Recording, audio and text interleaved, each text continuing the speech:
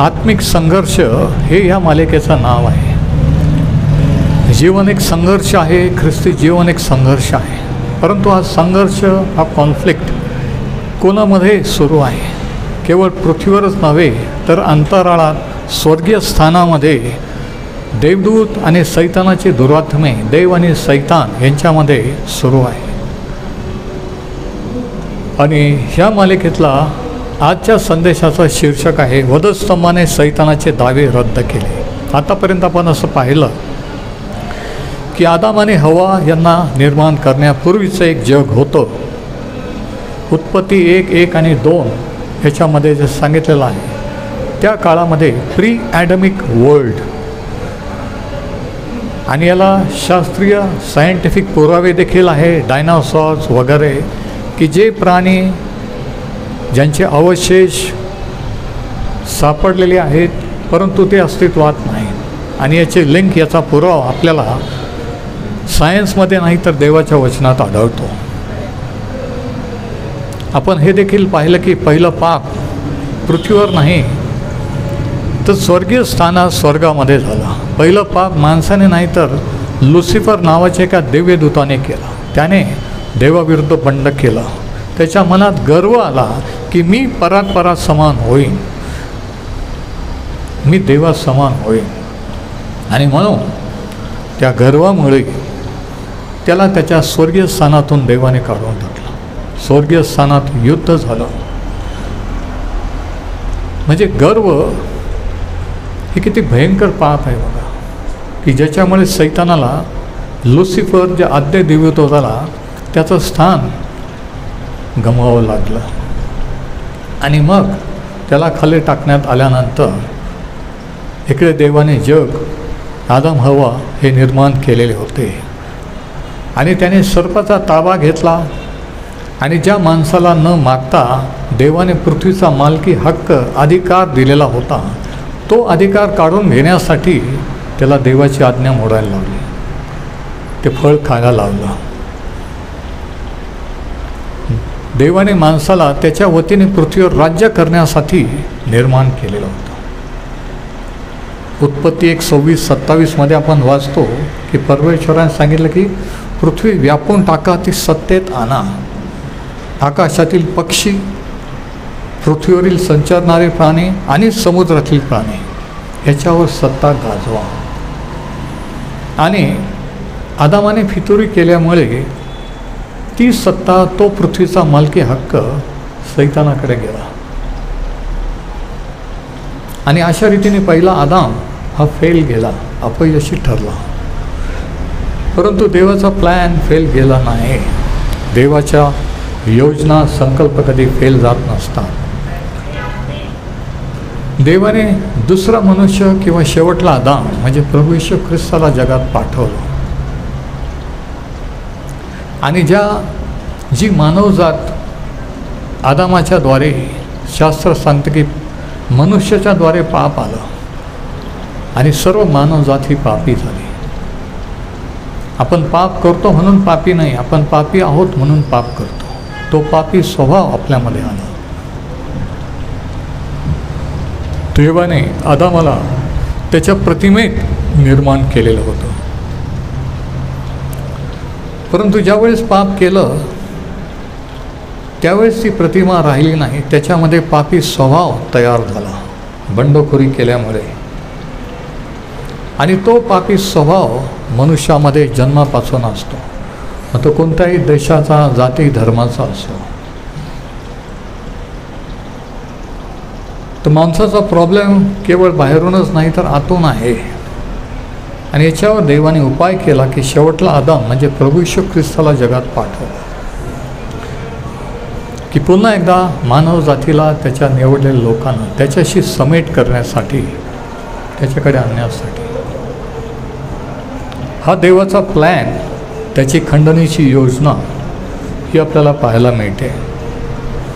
आणि ह्या सिरीजमध्ये आपण प्रभू येशू ख्रिस्त जो शेवटला आदाम याच्याविषयी पाहत आहोत, की त्याला शेवटला आदाम असं 1 कोरिंथ ह्याच्या 15व्या अध्यायात म्हटलेलं आहे. प्रभू येशू ख्रिस्त हा आदामाच्या वंशजाचा किंवा मानव जातीचा प्रतिनिधी म्हणून ह्या जगात आला. तो मनुष्यरूप किंवा मनुष्याचा देह घेऊन मानव रूपाने जन्माला, लहानचा मोठा झाला.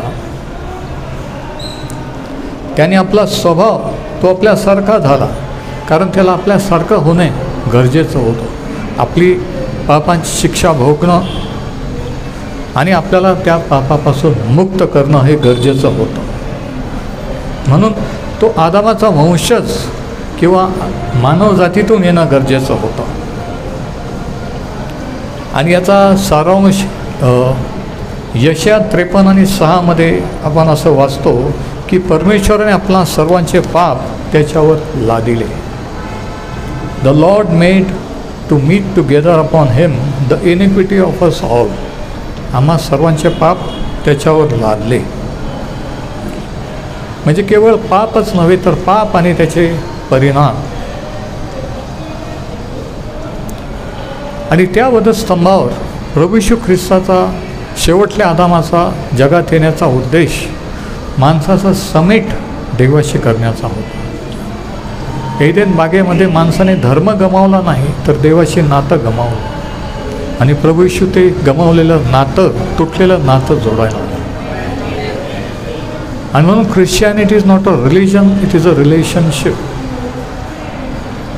ख्रिस्ती हा धर्म नसतो,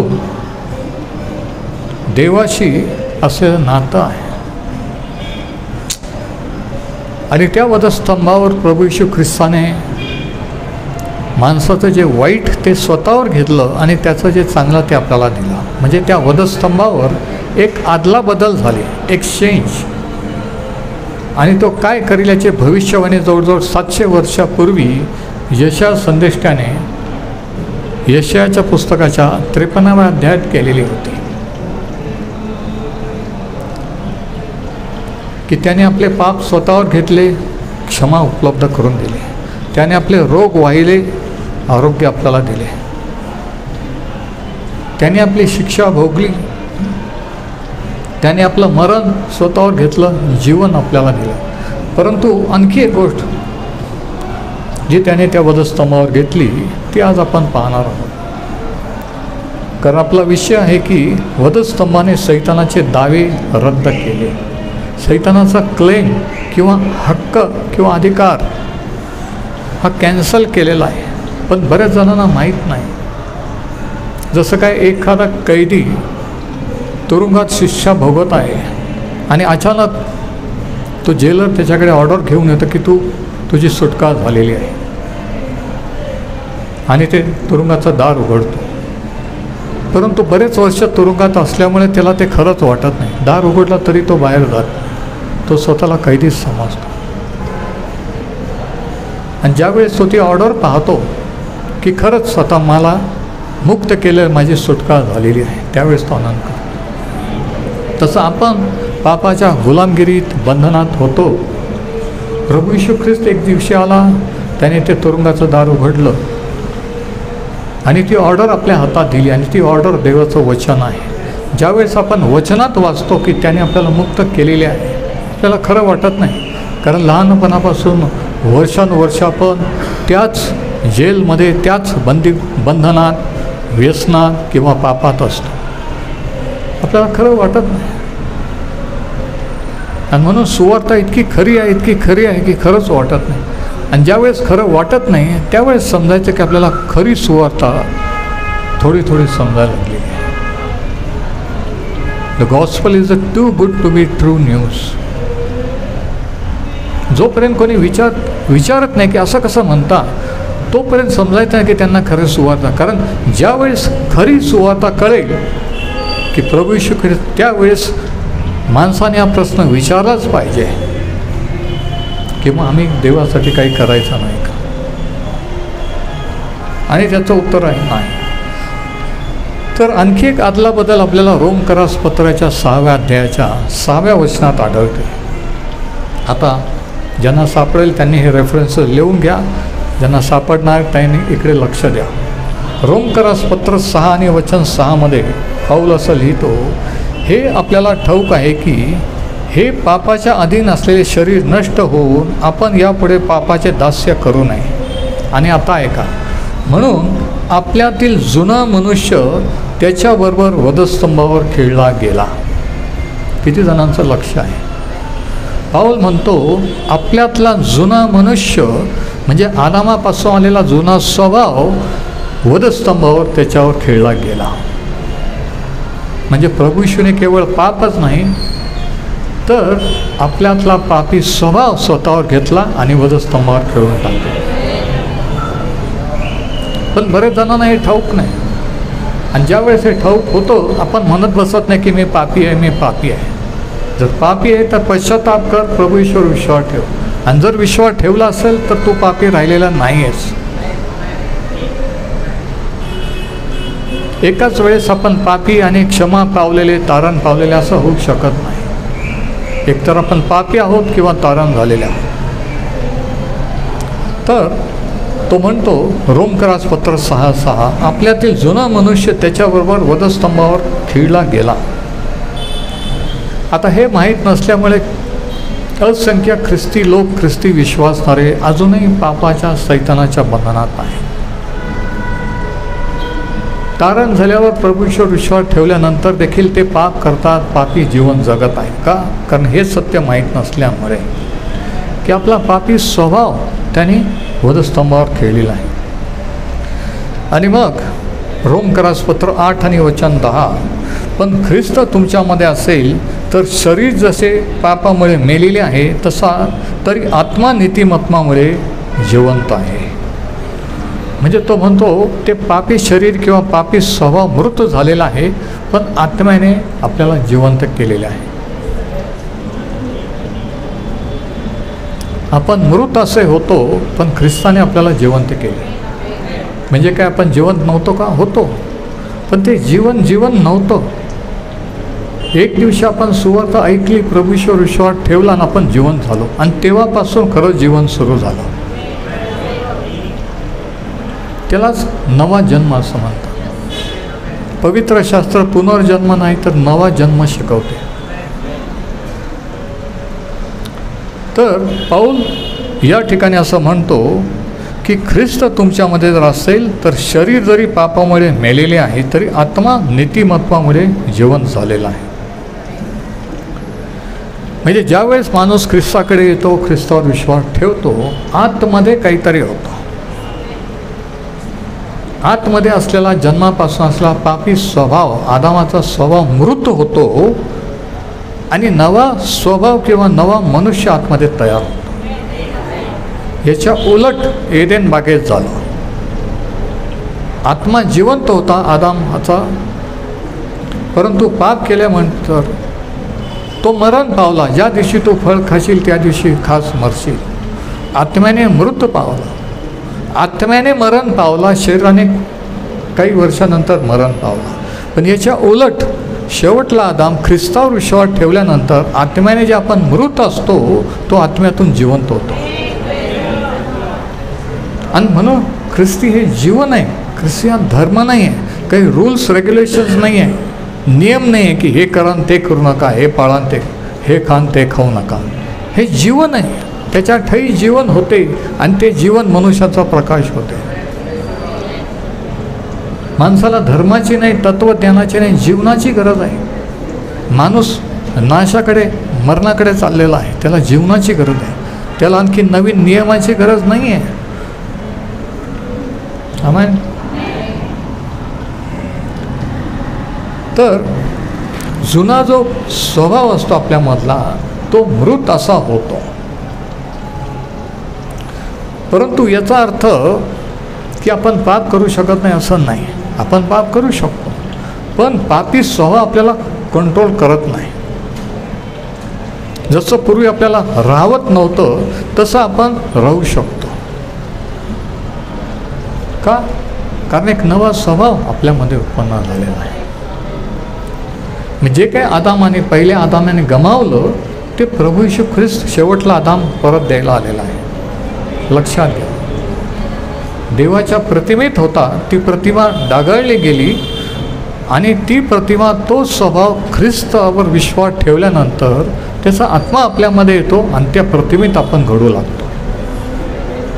नाही समजलं? हालेलुया. आता रोमकरास पत्र 6:6 मध्ये सांगितलेलं आहे की हे देवापासून आहे, हे परमेश्वर हे करतो, आपण स्वतःला बदलत नाही, तारण देवापासून आहे. हे देवाचं काम आहे, देवाच्या पवित्र आत्म्याचं काम आहे. परंतु ते कार्य झाल्यानंतर, आत्म्यातून नवीन झाल्यानंतर आपण देखील आपला पाठ करायचा असतो. आणि आपला पाठ काय माहिती आहे का? गलातीकरास पत्र 5:17-24, गलेशियन्स 5:17-24. कारण देहवासना आत्म्याविरुद्ध आहेत आणि आत्मा देहवासनाविरुद्ध आहे, ही परस्पराविरुद्ध आहे, यासाठी की जे तुम्ही इच्छिता ते तुमच्या हातून घडू नये. तुम्ही आत्म्याच्या प्रेरणेने चालवले आहात तर तुम्ही नियमशास्त्राच्या अधीन नाही. म्हणजे आत्म्याने चालणं आणि मनाच्या इच्छेप्रमाणे चालणं ह्याच्यातला फरक तोच सांगतो. तारण झालेल्या व्यक्तीजवळ चॉईस आहे. इकडे आहे का? आत्म्याच्या प्रेरणेने देवाचं आज्ञापालन करायचं की नाही. परंतु तारण न झालेल्या व्यक्तीमध्ये पापी स्वभाव असल्यामुळे त्याच्याकडे काही चॉईस नाही. त्याने किती संकल्प केले, ठरवलं की मी हे करणारच नाही, ते करणार नाही, तरी तो ते रोखू शकत नाही. कारण का? कारण प्रॉब्लेम आतून आहे. बघा मग पुढे तो लिहितो, देहाची कर्म तर उघडच आहेत, गलती 5, तीही जार कर्म, अशुद्धपणा, कामातुरपणा, मूर्तिपूजा, चेटके, वैर, कलह, मत्सर, राग, तट, फुटी, पक्षभेद, हेवा, खून, दारूबाजी, रंगेलपणा आणि अशा इतर गोष्टी. हे फळं आहे पापी स्वभावाचे, बरं का.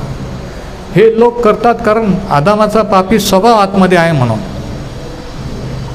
फळं जरी तोडले, फांद्या जरी तोडल्या तरी मूळ तिथंच राहतं आणि ते मूळ आहे आदामाचा पापी स्वभाव. किती जण माझ्यासोबत आहे? प्रभू येशू ख्रिस्ताने, योहानाने प्रभू येशू ख्रिस्ताबद्दल असं म्हटलं की कुऱ्हाड मुळाशी आहे, प्रत्येक झाड जे फळ देत नाही ते माझा पिता तोडून टाकेल. समजतंय का? नाही समजत.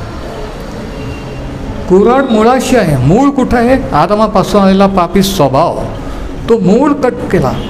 त्या वधस्तंभावर त्याने तो पापी स्वभाव घेतला, खिळून टाकला. हे आपल्याला माहीत झालं पाहिजे. आणि हे जर माहीत झालं ना, आपण कधी म्हणणार नाही मी पापी आहे, मी पापी आहे. आपण उलट देवाचा आभार मानू की तू माझी क्षमा केलीस, तू मला तुझं पुत्र आणि कन्या केलंस म्हणून मी तुझा आभार मानतो. आपण स्वतःला पापी म्हणवणार नाही. पण हे तारण न झालेले व्यक्ती म्हणू शकत नाही. त्यांना हे समजत नाही की आपण काय बोलतोय ते. हा अनुभव आहे. It is an experience.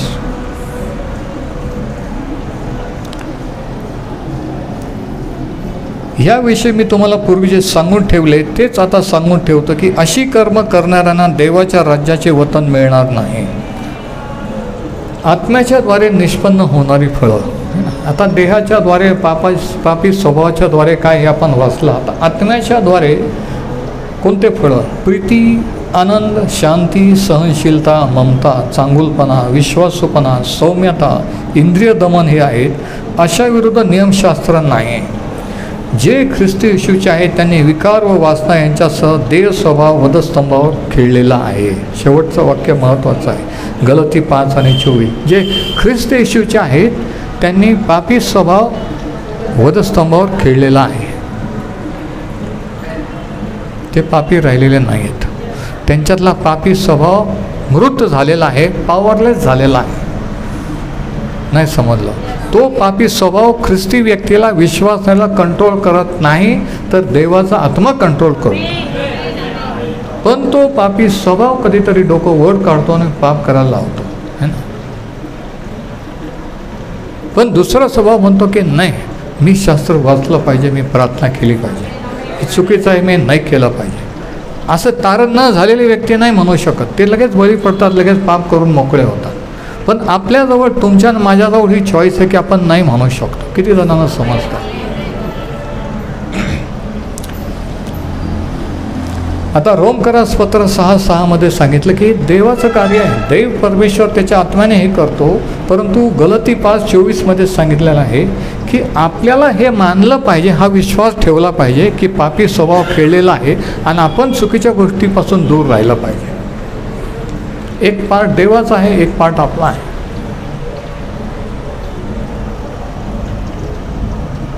देवाच्या दृष्टीने ते कार्य पूर्ण झालं, पापांची क्षमा झाली, समेट झाला. परंतु आपण त्या नव्या स्वभावाने, नव्या मनुष्याने, आत्म्याच्या प्रेरणेने चाललं तर ह्याचा अनुभव आपल्याला येईल.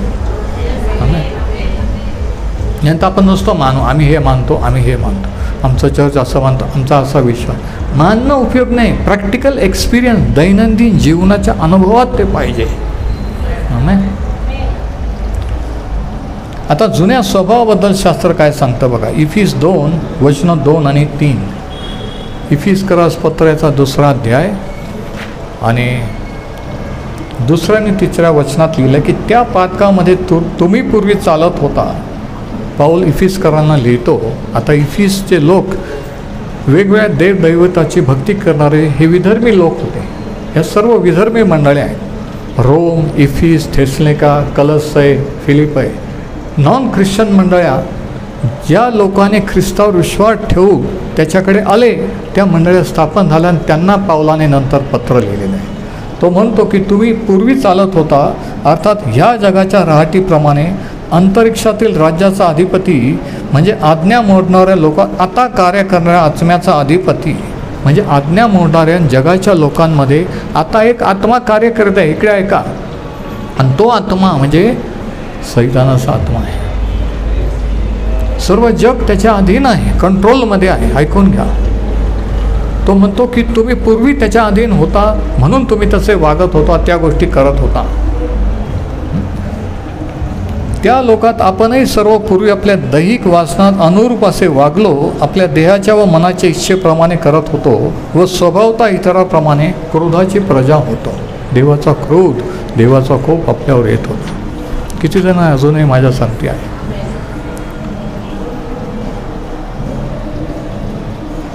म्हणजे जोपर्यंत माणूस देवाकडे वळत नाही, देवाच्या राज्यात येत नाही, तोपर्यंत तो सैतानाच्या अंधकाराच्या राज्यात असतो. तोपर्यंत सैतान त्याच्या दुरात्म्यांचा कंट्रोल त्या व्यक्तीवर असतो. मग तो किती सॉफिस्टिकेटेड असतो, किती क्वालिफाईड शिकलेला असो, सुसंस्कृत असो, तो सैतानाच्या तावडीत असतो. ऐकून घ्या. तो किती धार्मिक असो, किती चर्चला जाणारा असो, जोपर्यंत त्याचं तारण होत नाही तो सैतानाच्या कंट्रोलमध्ये असतो.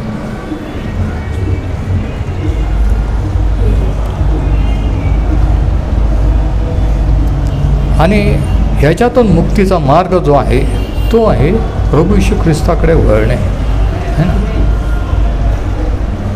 आणि हेच 3 वचनामध्ये त्याने सांगितलेलं आहे की आपण सर्व क्रोधाची प्रजा होतो, पण प्रभू येशू ख्रिस्ताने आपल्यावर दया केली, मुक्त केलं.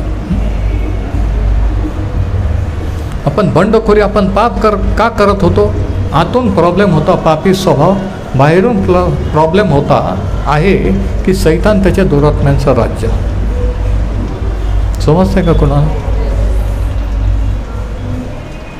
म्हणून आपण किती प्रयत्न केले तरी आज्ञापालन करू शकत नव्हतो असं तो म्हणतो.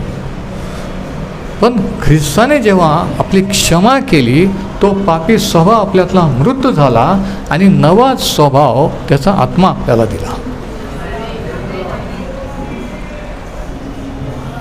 आता जुन्या स्वभावाविषयी किंवा जुन्या मनुष्याविषयी इफिसकरास पत्र 4 अध्यायात काय लिहिले जरा बघा.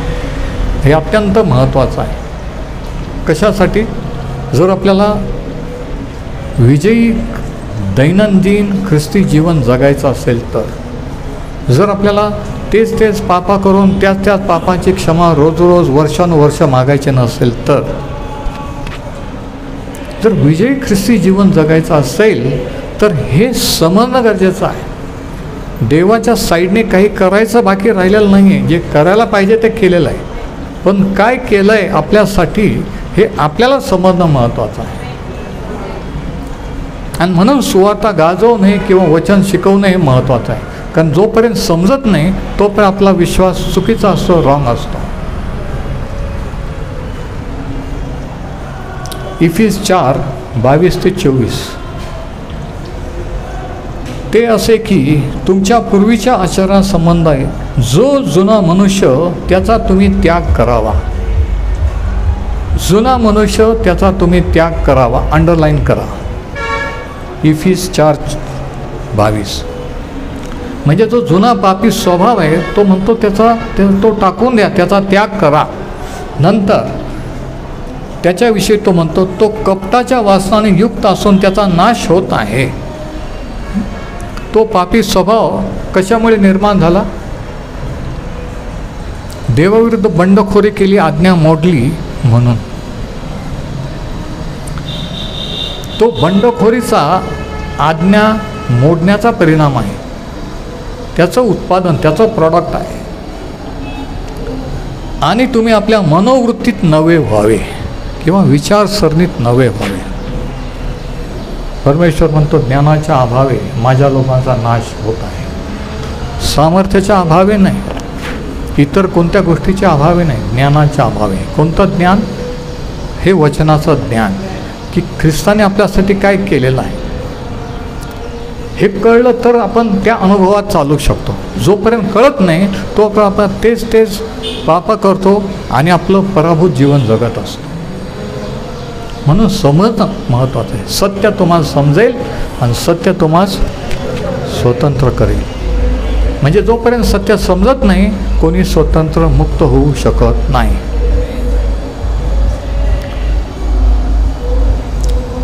आणि सत्यापासून इफिस 4 आणि सत्यापासून निर्माण होणारे नीतिमत्व पवित्रता यांनी युक्त असा देवसदृश्य निर्माण केलेला नवा मनुष्य धारण करावा. इफिस 4:22-24 तो म्हणतो जुना मनुष्याचा त्याग करा. इकडे आहे का? टाकून द्या. आणि नवा मनुष्य, नवा स्वभाव जो आहे तो तुम्ही धारण करा, अंगी ल्या. नवा मनुष्य धारण करावा. अंडरलाईन करा. इफिस 4:22-24 जुना मनुष्य आणि नवा मनुष्य म्हणजे काय? जुना स्वभाव आणि नवा स्वभाव. किती जण अजूनही ऐकत आहे? जुना स्वभाव हा सैतानावर विश्वास ठेवल्यामुळे, सैतानाच्या लबाडीवर विश्वास ठेवल्यामुळे तयार झाला हा पापी स्वभाव. तोपर्यंत माणसात पापी स्वभाव नव्हता. आज्ञा मोडली, ते फळ खाल्लं आणि पापी स्वभाव तयार झाला आणि देव आला तर ते झाडामागे लपायला. तोपर्यंत आतमध्ये पापी स्वभाव नव्हता. मानव देवाच्या प्रतिमेत होता. ऐकून घ्या. तर आणि याचा परिणाम झाला भ्रष्टता, करप्शन, देवापासून दूर जाणं, शारीरिक व्याधी, दुखणे, आजार आणि शेवटी मरण. आत्मा देवापासून दूर झाल्यामुळे त्याचा परिणाम माणसाच्या मनावर झाला, माणसाच्या शरीरावर झाला आणि मरण झालं. आणि म्हणून मरण देवाने आणलेलं नाही. लोक म्हणतात देवाने असं का केलं? सांगा बाळासाहेब. देव ऐकत नाही. देवाने उलट सांगितलं होतं फळ खाऊ नको, खाशील तर मरशील. माणसाने स्वतःहून आणलेला आहे. म्हणून याला देव जबाबदार नाही आहे. आपण स्वतः आज्ञा मोडल्यामुळे आपण मरण ओढून घेतलेलं आहे. पण देव दयाघन आहे म्हणून त्याने तारणाची योजना केलेली. त्या मरणातून जीवनात आणणे.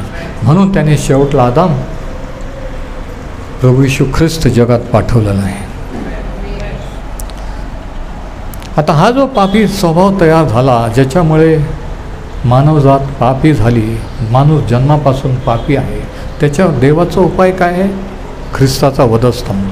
त्या वधस्तंभावर ख्रिस्ताने आपण वाचलं की आपला पापी स्वभाव स्वतः घेऊन खेळून टाकला. किती जणांचा विश्वास, किती जणांना समजतं आहे की तुमच्यातला पापी स्वभाव वधस्तंभावर खेळलेला आहे. तुम्ही ज्यावेळेस ख्रिस्तावर विश्वास ठेवला तो पापी स्वभाव निर्जीव, निष्क्रिय, पॉवरलेस झालेला आहे. तो तुम्हाला पाप करायला लावू शकत नाही. पण पाप करायचं की नाही ही तुमची इच्छा आहे, माझी इच्छा आहे. मी पाप करू शकतो पण मला करायची गरज नाही. पण तारण होण्यापूर्वी मला दुसरं ऑप्शन नव्हतं. तसं तो पापी स्वभाव निष्क्रिय झालेला आहे.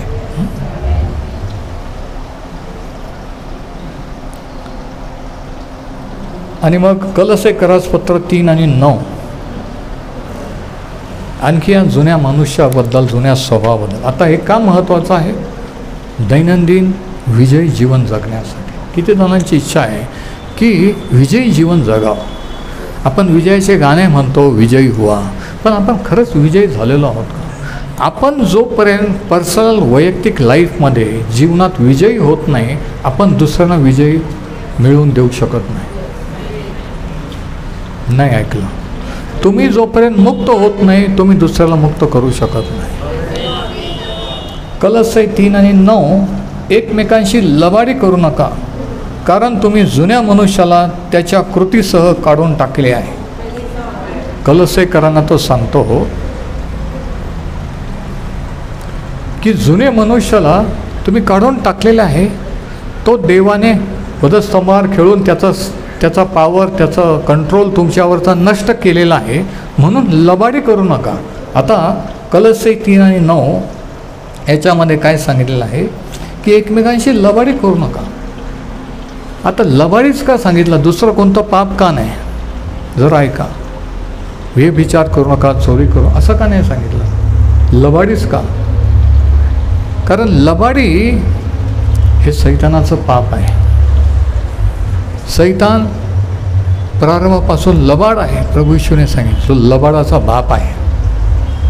आणि त्याने शास्त्री पुरुषांना सांगितलं की तुम्ही आपला बाप सैतान ह्याच्यापासून आहात. लबाडी हा स्वभाव सैतानापासून आलेला आहे. म्हणून तो म्हणतो तुम्ही आता देवाचे झाले. टेस्ट तुम्ही देवाची झाली कशावरून? की तुम्ही लबाडी करू नका. कारण लबाडीचा पापी स्वभाव राहिलेला नाही. पण जर राहिलेला आहे, लबाडी करत आहात, म्हणजेच खरंच तारण झालेलं नाही. चर्चला कोणी येऊन बसू शकतो, शास्त्र कोणी वाचू शकतो, गाणे कोणी म्हणू शकतो. याचा अर्थ तारण झाला असं होत नाही आहे. ऐकून घ्या. ज्याला लिहिता वाचता येतं तोही शास्त्र वाचू शकतो. पण जर तारण झालेले, तुमची क्षमा झाली, तर तो म्हणतो तुम्ही लबाडी करू नका. लबाडी सैतानाचा पाप आहे. हालेलुया. एकमेकांशी लबाडी करू नका, कारण तुम्ही जुन्या मनुष्याला त्याच्या कृतीसह काढून टाकले आहे. म्हणजे जुन्या मनुष्याचं किंवा आदामाच्या स्वभावाचं गुणधर्म किंवा लक्षण काय? लबाडी. आणि ती लबाडी कशामुळे आली? फसवणुकीमुळे. आणि म्हणून तो जुना स्वभाव फसवणुकीचा, लबाडीचा, भ्रष्ट असा आहे. पण नव्या मनुष्याबद्दल काय? नवा स्वभाव. कलसे 3 आणि वचन 10. आणि जो नवा मनुष्य आपल्या निर्माणकर्त्याच्या प्रतिरूपाप्रमाणे पूर्ण ज्ञानात नवा केला जात आहे, त्याला तुम्ही धारण केले आहे. सर्वांनी ते वचन बघा. कलसे 3 आणि वचन 10. कोलोशियन्स 3:10. तो म्हणतो की जो नवा मनुष्य किंवा नवा स्वभाव आपल्या निर्माणकर्त्याच्या प्रतिरूपाप्रमाणे, जसा आदामात फळ खाल्ल्यापूर्वी होता, निर्माणकर्त्याच्या प्रतिरूपाप्रमाणे पूर्ण ज्ञानात नवा केला जात आहे. नवा केला जात आहे म्हणजे काय? आपल्यामध्ये नवा मनुष्य, नवा स्वभाव आहे का? हो. आणि तो नवा केला जात आहे. कसा? जसं जसं देवाविषयीचं सत्य आपल्याला समजायला लागतं, तसं तसं आपले विचार देवासारखे व्हायला लागतात. तसे तसे देवाचे विचार, त्याचं मार्गदर्शन आपल्याला कळायला लागतं. आणि तो स्वभाव आपल्याला नवा करतो. आणि मग लोक म्हणतात की नाही, हा माणूस तसा नव्हता, काहीतरी झालेला आहे. कोणत्या देवाचं करता? कुठं गेले? काय केलं? कारण लोक ओळखतात बोलण्यावरून, वागणुकीवरून, की माणूस किंवा बाई अगोदर कशी होती, काय करत होती आणि आता काय करत आहे. म्हणजे आतमध्ये जे झालं त्याचा परिणाम बाहेर दिसायला लागतो. म्हणून तारण बाहेरून आत नाही, आतून बाहेर आहे. बाहेरून दाखवायचं नाही की मी किती चांगला आहे, मी किती धार्मिक आहे, मी किती जोरात गाणं म्हणतो. नाही, आतून जर काही झालेलं आहे त्या बाहेर आपोआप दिसून येईल. बोलण्यावरून, वागण्यावरून. इथं दाखवायचं काही नाही आहे.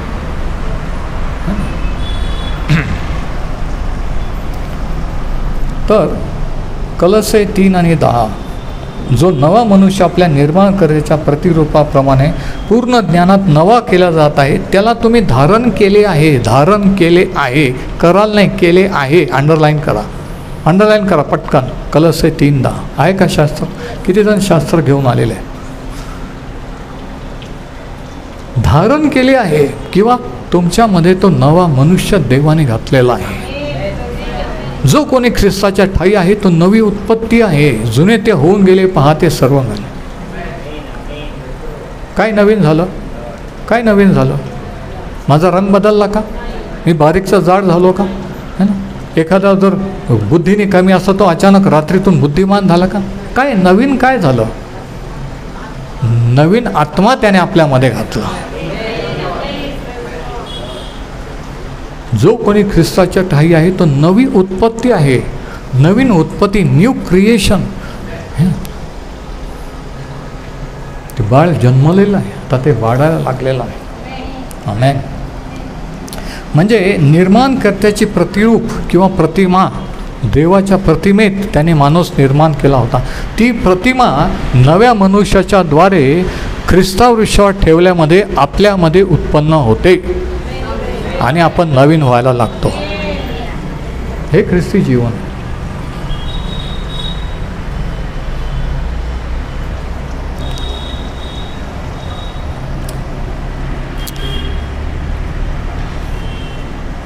म्हणजे जे काही एदेन बागेत गमावलं ते परत द्यायला प्रभू येशू जगात आला. कारण पतन पावण्यापूर्वी माणूस देवाच्या प्रतिरूपात प्रतिमेत होता, पण फळ खाल्ले ती प्रतिमा गमावली, पापी स्वभाव तयार झाला. पण शेवटला आदाम ख्रिस्तावर विश्वास ठेवल्याने तो पापी स्वभाव मृत झाला आणि नवा स्वभाव परत देवाची प्रतिमा त्याने आपल्यामध्ये घातली. आणि हे रहस्य आहे, पौल म्हणतो. हे एक गूज आहे. दिस इज अ मिस्ट्री. सुवार्तेचे एक रहस्य. कलसे 1:26 आणि 27 एक रहस्य आहे, एक गूज आहे. पौल म्हणतो कलसे 1:26-27 मध्ये, जे रहस्य युगानुयुग पिढ्यानपिढ्या गुप्त ठेवलेले होते, परंतु आता त्याच्या पवित्र जनांना प्रगट झाले, ते हे वचन होय. है ना?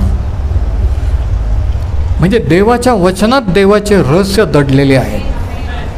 आमेन. तो म्हणतो पूर्वीच्या पिढ्यांना जे माहीत नव्हतं ते देवाचं वचन जेव्हा आलं, पूर्ण प्रकटीकरण जेव्हा मिळालं, तेव्हा जे पूर्वीच्या लोकांना माहीत नव्हतं ते आपल्याला माहीत झालेलं आहे. आता काय माहीत झालं आहे? पुढचं वचन बघा, इकडं लक्ष द्या. म्हणजे देवाचे सर्व गुजे व रहस्य कशात दडलेले आहेत? देवाच्या वचनात, सुवार्तेत. 27 वचन, कलसे 1:27. ह्या रहस्याच्या गौरवाची संपत्ती परराष्ट्रीयांमध्ये काय आहे हे आपल्या पवित्र जनांना कळविणे देवाला बरे वाटले. परराष्ट्रीय हे कलसे, रोम, थेसलिका, आपण हे परराष्ट्रीय आहे. आपण काही यहुदी इस्रायली आहे का? नाही आहे. देवाच्या दृष्टी आपण विदेशी परराष्ट्रीय. ऐकून घ्या, इथं कोणी इस्रायली आहे का? नाही आहे. तर तो म्हणतो ह्या रहस्याची गौरवाची संपत्ती परराष्ट्रीयांमध्ये काय आहे हे पवित्र जनांना कळवणे देवाला बरे वाटले. गौरवाची आशा असा ख्रिस्त तुम्हामध्ये आहे, तो हे रहस्य आहे. इकडे बघा, तो म्हणतो रहस्य काय आहे की तुम्ही जे विधर्मी परराष्ट्रीय, ख्रिस्त तुमच्यामध्ये, हे ते रहस्य आहे. ख्रिस्त त्याच्या आत्म्याने, नव्या स्वभावाने, नव्या मनुष्याने तुमच्यामध्ये आला, हे ते रहस्य आहे. पूर्वीच्या काळातल्या लोकांना याचा अनुभव नव्हता. त्यांना फक्त आज्ञा पाळायच्या होत्या, सणवार पाळायचे होते. पण आता ख्रिस्ताच्याद्वारे तो म्हणतो नवा जन्म आला. जुन्या काळामध्ये लोकांचा नवा जन्म होऊ शकत नव्हता. म्हणूनच निकोदेमाला आश्चर्य वाटलं. तो जरी त्यावेळेचा PhD होता की असं कसं शक्य? कारण ही कल्पना त्यांना माहीत नव्हती. म्हणून रहस्य काय? सुवार्तेचं ख्रिस्त आपल्यामध्ये, त्याच्या आत्म्याने, नवीन स्वभावाने, हे रहस्य आहे.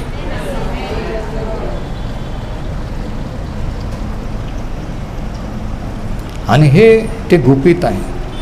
म्हणजे देव ख्रिस्ताच्या द्वारे, इकडे बघा, देव शेवटल्या आदामाच्या म्हणजे ख्रिस्ताच्या द्वारे एक नवीन ह्युमन रेस, मानवजात तयार करीत आहे. आदामाच्या वंशाचं सर्व जग आहे, परंतु शेवटल्या आदामापासून एक नवीन लोक, नवीन जात तयार करीत आहे. ते म्हणजे इस्रायली आणि यहुद्यातून, इस्रायली आणि विधर्म्यातून, आपल्यासारखे विदेशातून ख्रिस्तावर विश्वास ठेवणारे लोक, ती नवीन जात देव तयार करीत आहे. म्हणजे चर्च किंवा मंडळी, देवाचे लोक हे नवीन जात किंवा नवीन वंश आहे. We are a new species. मला माहीत नाही की आपला DNA जर आतापर्यंत झालं नाही, पण समजा आत्मिक DNA असं जर काही असतं आणि जर चेक केलं असतं तर दिसून येईल की आपण फक्त आदामाचेच नाही, तर आपण शेवटल्या आदामाचे पण आहोत. Praise the Lord. कोणीतरी प्रार्थना करून आलेला आहे, कोणाला तरी समजतं मी काय बोलतो ते. हालेलुया. हे आत्मिक प्रकटीकरण आत्मिक लोकांसाठी आहे. हालेलुया. तर ख्रिस्त तुम्हामध्ये ते जे रहस्य आहे, म्हणजे ख्रिस्ताचा नवा स्वभाव, नवा आत्मा आपल्याला ख्रिस्ताप्रमाणे करतो आणि आपण देवाच्या प्रतिमेत व्हायला लागतो. ती प्रोसेस तारण झाल्यापासून सुरू होते, ते मरणापर्यंत सुरू राहते किंवा तो येईपर्यंत सुरू राहील. म्हणजे काय आपण परिपूर्ण आहोत का? नाही, पण वर्क इन प्रोग्रेस. किती जणांना समजतं? मी परिपूर्ण नाही, तुम्ही नाही, पण आपण परिपूर्णतेकडे चाललेलो आहोत. त्याचा आत्म्याने तो आपल्याला नवीन करीत आहे. त्याच्या वचनाने, त्याच्या आत्म्याने आपल्याला आतून नवीन करीत आहे. हे ख्रिस्ती जीवन आहे. रविवार आहे म्हणून चर्चला यायचं किंवा आपण काहीतरी ख्रिस्ती कर्म करायची, हे ख्रिस्ती जीवन नाही.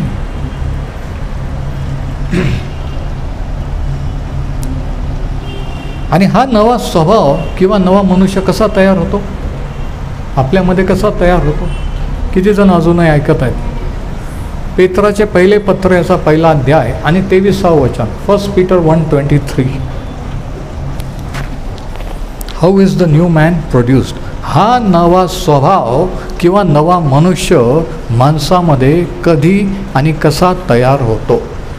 आणि याचं उत्तर आहे पहिले पेत्र 1:23. पेत्र असं लिहितो, कारण तुम्ही नाशवंत बीजापासून नव्हे तर अविनाशी बीजापासून. आणि ते अविनाशी बीज काय? म्हणजे देवाच्या जिवंत व सर्वकाल टिकणाऱ्या शब्दाच्याद्वारे किंवा वचनाच्याद्वारे पुन्हा जन्म पावलेले आहात किंवा नव्याने जन्मलेले आहात. इकडे ऐका, हा नवा स्वभाव, हा नवा मनुष्य आपल्यामध्ये कधी निर्माण होतो? ज्यावेळेस आपण देवाचं वचनावर विश्वास ठेवतो, ते वचन ग्रहण करतो. ते वचन अविनाशी बीज आहे, नाशवंत नाही, अविनाशी, नाश न होणारं बी आहे देवाचं वचन. तुमच्या हातात असलेलं शास्त्र, ते नुसतं पुस्तक समजू नका. दुसऱ्या लोकांसाठी ते पुस्तक आहे, पण आपल्यासाठी ते जिवंत देवाचं जिवंत वचन आहे. ऐकून घ्या. तो म्हणतो की अविनाशी बीजापासून जन्मलेले आहात. म्हणजे नवा स्वभाव आपल्यामध्ये कधी निर्माण होतो? जेव्हा आपण वचनावर विश्वास ठेवून ते वचन स्वीकारतो. वचनाने तो म्हणतो की तुम्ही नव्याने जन्मलेले आहात. आणि वचन काय आहे? बी आहे. आणि आपल्याला माहिती आहे की बीजमध्ये, बीजात जीवन असते. बी पेरल्यानंतर उगवतो. किती जण अजून ऐकत आहेत? निसर्गाचा नियम आहे, बीमध्ये जीवन आहे. बी पेरलं की झाड उगवतं, शेत पीक उगवतं. तसं देवाचं वचन बी आहे. ते शिकवलं, गाजवलं गेलं आणि ते जर चांगल्या जमीन जर पडलं आणि ते जर कोणी स्वीकारलं तर ते उगवायला लागतं आणि नवा स्वभाव किंवा नवा जन्म होतो.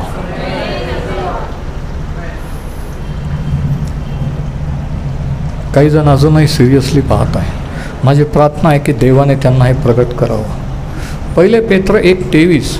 कारण तुम्ही नाशवंत बीजापासून नव्हे तर अविनाशी बीजापासून, म्हणजे देवाच्या जिवंत व सर्व काळ टिकणाऱ्या वचनाच्याद्वारे पुन्हा जन्मलेले आहात. प्रत्येक जन्म बीपासून होतो.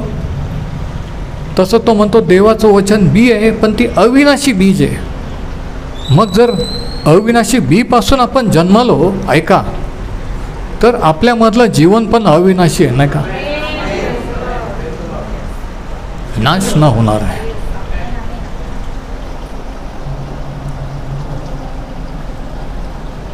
आणि त्या अविनाशी बीजापासून जो स्वभाव, जे जीवन मिळतं ते अविनाशी आहे.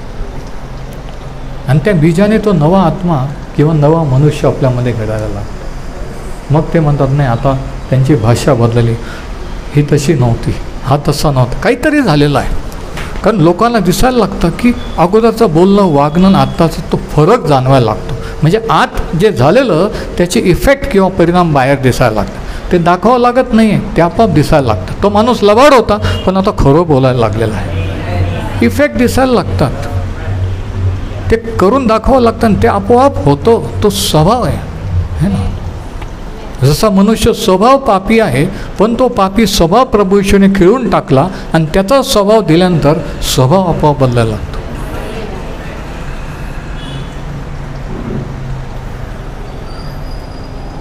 आणि मग ह्या स्वभावाने काय होतं? आणि हा जो नवा मनुष्य, पाऊल त्याला म्हणतं की हे ते रहस्य आहे की ख्रिस्त तुम्हामध्ये. हे जुन्या काळातल्या लोकांना, अब्राहम, दावीद, संदेष्टे, त्यांना हा अनुभव नव्हता. ऐका,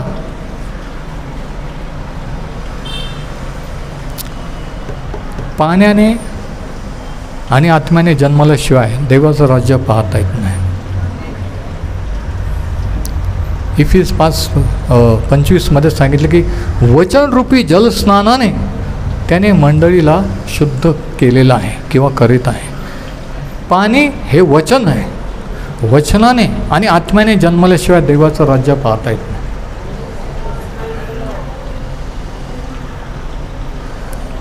पहिले योहन 1 आणि 3 सांगितलं की हा जो नवीन स्वभाव आहे, जो देवाच्या वचनाने आपल्यामध्ये जन्म तयार झालेला, तो काय करतो. आणि हे जर समजलं तर आजपासून तुम्ही पापावर, सैतानावर विजय मिळवायला लागाल. म्हणून नीट लक्ष द्या. पहिले योहन 3:9, जो कोणी देवापासून जन्मलेला आहे तो पाप करीत नाही. म्हणजे पाप करू शकतो, पण तो पापात राहत नाही, कारण त्याचे बीज त्याच्यामध्ये राहते. त्याच्याने पाप करवत नाही, कारण तो देवापासून जन्मलेला आहे. पापावर विजय काय मिळव? देवाचं बीज, वचन, त्याचे अविनाशी बीज त्याच्यामध्ये राहते, म्हणून तो पापापासून दूर राहतो.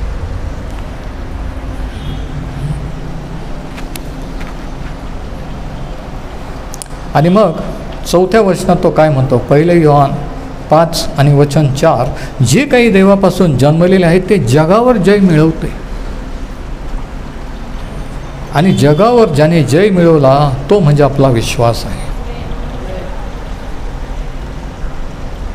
आता इकडे बघा, आपल्यामध्ये जो नवा मनुष्य, नवा स्वभाव, नवा जन्माने आपल्याला मिळाला, तो जगावर आणि जगातल्या गोष्टींवर विजय मिळवतो.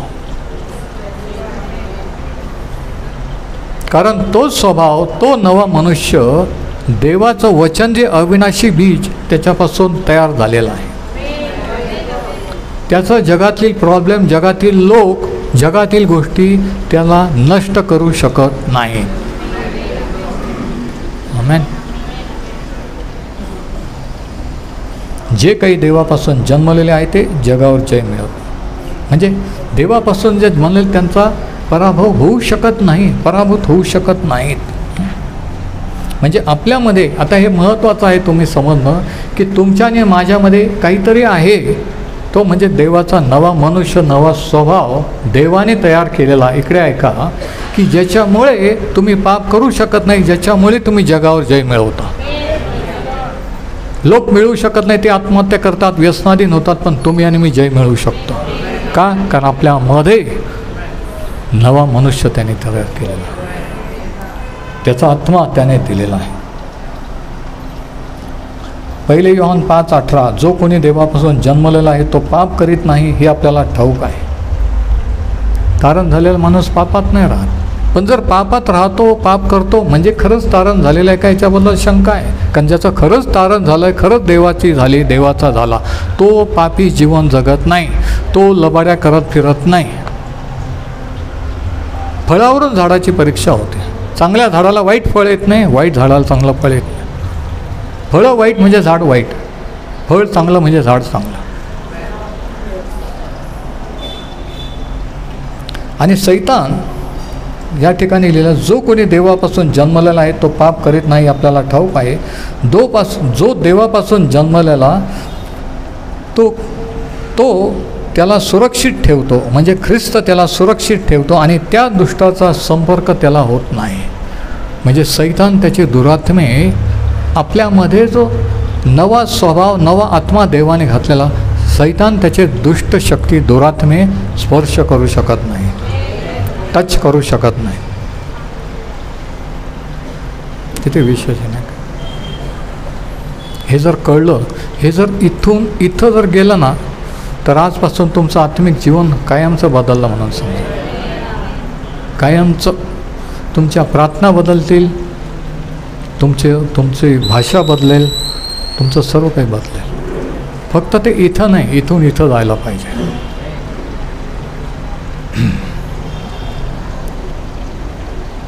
तर ही अदलाबदल प्रभू येशू ख्रिस्ताने वधस्तंभावर केली. आपला पापी स्वभाव त्याच्यावर घेतला आणि त्याचा स्वभाव आपल्याला दिला. नाही समजलं? जुना माणूस आदामापासून आलेला पापी स्वभाव स्वतःवर घेऊन खिळून टाकला आणि त्याच्यावर विश्वास ठेवल्यामुळे नवा आत्मा, नवा स्वभाव आपल्यामध्ये दिला. पण आपल्यावर आहे त्या नव्या आत्म्याने, नव्या स्वभावाने चालायचं, जुन्या स्वभावाने चालायचं नाही. ते आपल्यावर आहे. म्हणजे ख्रिस्ताचं जे कार्य वधस्तंभावर झालं, त्याच्याद्वारे पापी मानव जातीला देवाचं नीतिमत्व मिळू शकतं, किंवा पापी लोक आपण देवासमोर नीतिमान ठरवू शकतो. हे शक्य झालं. आणि देवाशी परत संगती, परत देवाची कृपा आपल्याला मिळणं हे शक्य झालं. कारण आपण पापी राहिलेलं नाही, कारण ख्रिस्तावर आपण विश्वास ठेवला आणि ख्रिस्ताने काय केलं, आपली पापाची शिक्षा भोगली. म्हणून ख्रिस्तावर विश्वास ठेवल्याने आपला डायरेक्ट देवाशी समेट होतो आणि त्याची कृपा आपल्यावर होते. आता योहान शुभवर्तमान, आता आपला जो विषय आहे तो काय आहे, कोणाला आठवतं का? मला पण आठवत नाही. वधस्तंभाने सैतानाचे दावे रद्द केले. The cross cancelled Satan's claim. आणि आता त्या विषयाकडे आपण येत आहोत. आता तो पॉईंट सुरू होत आहे. किती जण अजूनही ऐकत आहेत? सैतानाचे दावे किंवा क्लेम वधस्तंभाने रद्द केले. आता काय रद्द झालं बघा वधस्तंभावर. योहान शुभवर्तमानाचा 12वा अध्याय 31व्या वचनात वधस्तंभावर जाण्यापूर्वी शिष्यांशी बोलताना प्रभू येशू ख्रिस्ताने असं म्हटलं, आता ह्या जगाचा न्याय होत आहे आणि ह्या जगाचा अधिपती बाहेर टाकला जात आहे किंवा काढून टाकला जात आहे. ऐका, प्रभू येशूने शिष्यांना सांगितलं, इकडे बघा, नंतर ते वचन शोधा. आता ह्या जगाचा न्याय होत आहे आणि ह्या जगाचा जो अधिकारी किंवा सैतान, त्याला काढून टाकलं जात आहे, त्याला सत्ता भ्रष्ट केलं जात आहे. आता तो न्याय कधी झाला? वधस्तंभावर झाला. प्रभू येशू जेव्हा वधस्तंभावर मरण पावला तेव्हा सर्व मानव जातीचं पाप त्याने त्याच्यावर घेतलं. देवाने सर्व मानव जातीचा न्याय ख्रिस्तावर केला आणि म्हणून देव नीतिमान ठरला, पापाची शिक्षा देणारा ठरला. त्याने मानव जातीची शिक्षा मानव रूप धारण करून आलेला त्याचा पुत्र येशू ख्रिस्त याने भोगली. म्हणून देवाचा राग पापाबद्दलचा शांत झाला, देवाचा क्रोध शांत झाला. मी तुम्हाला सांगतो, आज देव तुमच्यावर रागवलेला नाही आहे. कोणी जर तुम्ही सांगत असाल की देव रागवलेला आहे, त्याचा कोप भडकलेला आहे, देवाचा कोप त्या दिवशी वधस्तंभावर प्रभू येशूवर भडकला आणि त्याने आपल्या पापाची शिक्षा भोगली. म्हणून त्याने म्हटलं की ह्या जगाचा न्याय होत आहे आणि ह्या जगाचा अधिकारी बाहेर टाकला जात आहे. तो जगाचा अधिपती बाहेर कधी टाकला गेला, सत्ता भ्रष्ट कधी केला गेला, त्या वधस्तंभावर. बघा, म्हणजे त्या वधस्तंभावर देवाचा न्याय ख्रिस्तावर आला. त्या स्तंभावर असताना ह्या जगाचा तो देव किंवा अधिपती सैतान याला प्रभू येशू ख्रिस्ताने त्याच्याकडून ती सत्ता, तो अधिकार काढून घेतला. जो त्याने एदेन बागेत आदाम हवाकडून घेतला होता, फळ खायला लावून, जो अधिकार देवाने आदाम हवाला दिलेला होता की या जगावर माझ्या वतीने सत्ता चालवा, पृथ्वीवरचा अधिकार जो दिला होता, जो सैतानाने काढून घेतला होता, प्रभू येशू ख्रिस्ताने वधस्तंभावर तो अधिकार सैतानाकडून काढून परत त्याच्याकडे घेतला आणि त्याला पॉवरलेस केला. आणि हे कुठं लिहिलेलं आहे? शेवटचं वचन कलोसे पत्र 2:13-15. हालेलुया. कोलोशियन्स 2:13-15. जे तुम्ही आपल्या अपराधाने व देह स्वभावाने सुनता न झालेले मेलेले होता, त्या तुम्हाला त्याने त्याच्याबरोबर जिवंत केले. म्हणजे जोपर्यंत माणूस देवाकडे येत नाही, जोपर्यंत माणसाचं तारण होत नाही, माणूस मृत असा असतो, पण देवाशी कनेक्ट झाल्यानंतर जिवंत होतो, है ना. त्याच्या ठाई जीवन होते, ते जीवन मनुष्यांचा प्रकाश होते. इकडे ऐका, ते जीवन आपल्यामध्ये आल्यानंतर आपण त्याच्याशी कनेक्ट होतो. एदेन बागेत काय झालं? फळ केल्यामुळे डिस्कनेक्ट झाला. ते जीवनाचा प्रवाह, फ्लो जो होता तो डिस्कनेक्ट झाला आणि एक दिवशी मरण पावला. पण ते जे जीवन गमावलं ते ख्रिस्ताच्या द्वारे परत आलं. म्हणून तो म्हणतो, मार्ग, सत्य व जीवन मीच आहे. म्हणून शास्त्र सांगतं की ज्याला पुत्र आहे त्याला जीवन आहे, ज्याला पुत्र नाही त्याला जीवन नाही. इथं धर्माचा विषय नाही, इथं जीवनाचा विषय चाललेला आहे.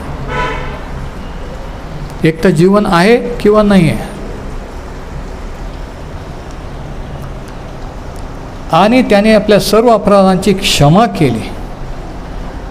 आपल्या विरुद्ध असलेले, म्हणजे आपल्याला प्रतिकूल असलेले विधींचे ऋणपत्र त्याने खोडले व वधस्तंभाला खेळून त्याने ते रद्द केले. त्याने सत्ताधीशांना व अधिकाऱ्यांना नाडून त्यांच्या विरुद्ध वधस्तंभावर जयोत्सव करून त्यांचे उघड प्रदर्शन केले. कलोसे 2:13-15. 3 गोष्टी प्रभू येशू ख्रिस्ताने वधस्तंभावर केलेल्या आहेत. इकडे ऐका, 3 गोष्टी. पहिली गोष्ट तो म्हणतो की त्याने आपल्या पापांची, अपराधांची क्षमा केली. We are forgiven.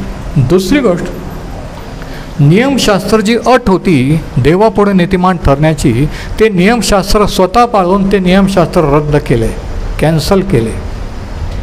आणि तिसरी गोष्ट, सत्ताधीश व अधिकारी, म्हणजे सैतानाचं जे गव्हर्नमेंट साम्राज्य आहे अंतराळात, आपण पाहिलं ते, तर त्यांच्या विरुद्ध त्यांचा अधिकार, त्यांची सत्ता काढून घेतली.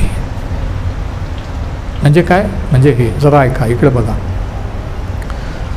प्रभू येशूची ज्यावेळेस अरण्यात परीक्षा झाली, सैतानाने सांगितलं हे सर्व माझं आहे, मला नमन कर. तो काही बोलला नाही. आता ऐका, हा पॉईंट जर कळला तर आजचा मेसेज समजला. पण मरणातून उठल्यानंतर प्रभू येशूने शिष्यांना सांगितलं की आता आकाश पृथ्वीवरील सर्व अधिकार मला देण्यात आलेला आहे.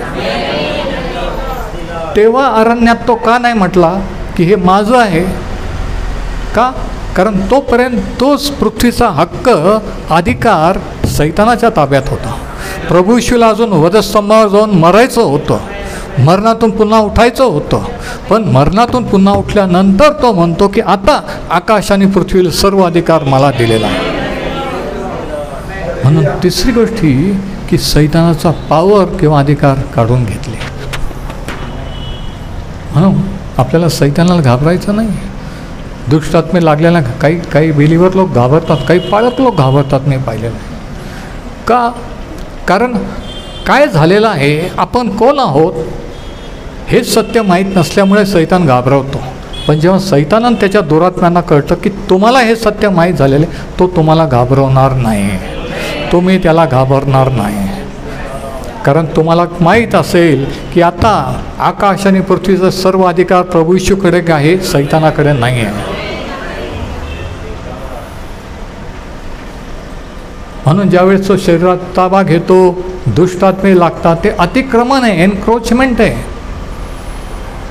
आणि येशूच्या नावात ते काढून टाकले म्हणजे अतिक्रमण हटाव, एन्क्रोचमेंट काढून टाकणं, येशूच्या नावात मुक्त करणं. हालेलुया. की तुम्ही देवाची प्रॉपर्टी आहात, ख्रिस्ताच्या रक्ताने विकत घेतलेले, तुमच्यावर अतिक्रमण करण्यात आलेलं आहे, तुमच्या मुलांचा, तुमच्या जीवनाचा, शरीराचा ताबा घेण्यात आलेला आहे. पण जेव्हा हे सत्य कळतं तेव्हा कळतं की मी मुक्त झालेलो आहे. ही माझी ऑर्डर आहे. सैताना बघ, ही माझी ऑर्डर आहे, ही माझी ऑर्डर आहे. हे सत्य आहे, ही सुवार्ता आहे. आणि हे जर नाही समजलं तर काही नाही समजलं.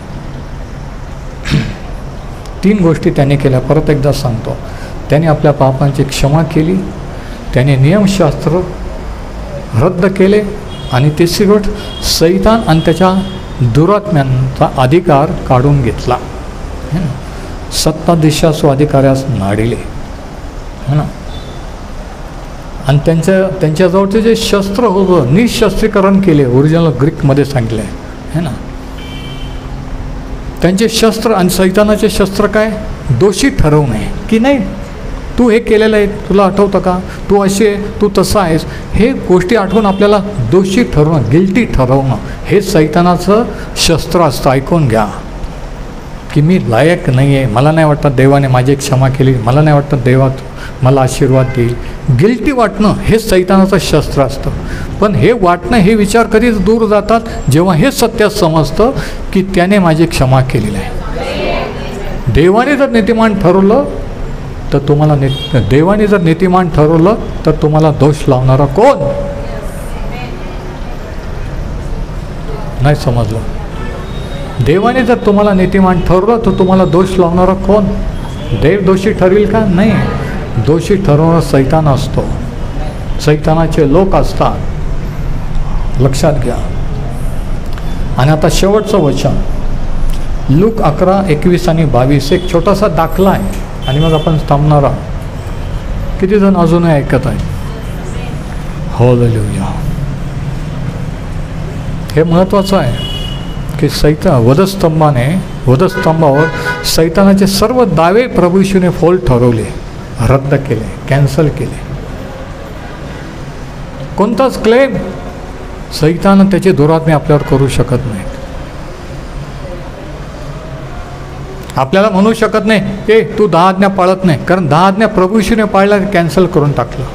तू पापी आहे असं म्हणू शकत नाही, कारण आपण क्षमा मागितली, त्याच्या रक्ताने आपली क्षमा झालेली आहे. आपल्याला कंट्रोल करू शकत नाही, कारण कंट्रोलिंग पॉवर त्यांनी काढून घेतलेला आहे. आणि आता सर्व सत्ता अधिकार त्याच्या हातात आहे. लूक 11:21 आणि 22, सशस्त्र व बलवान मनुष्य आपल्या वाड्याचे रक्षण करीत असता त्याची मालमत्ता सुरक्षित राहते. ऐका, दाखला म्हणजे एक गोष्ट, एक कल्पित असो खरी असो. बलवान माणूस आपल्या वाड्याचे किंवा घराचे रक्षण करीत असता त्याची मालमत्ता सुरक्षित राहते.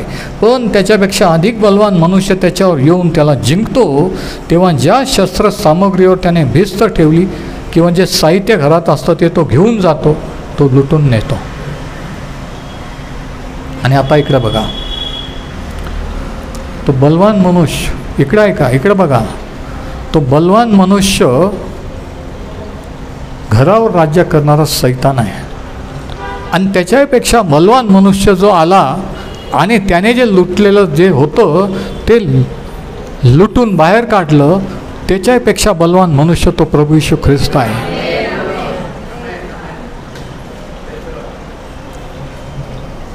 आणि म्हणून प्रभू येशू ख्रिस्ताने सैतानाला पराभूत केलेला आहे, त्याचे शस्त्र काढून त्याला निशस्त्र केलेलं आहे. आणि त्याने जे काही आपलं लुटलं, तुमचं माझं लुटलं, ते परत द्यायला आलेलं आहे. मग ते पैसे असो, तुमचे मुलं बाळं असो, पती पत्नी असो, जे काही तुमचं लुटलेलं आहे ते परत द्यायला प्रभू येशू ख्रिस्त जगात आलेला आहे. परमेश्वर हे वचन आशीर्वादित करो.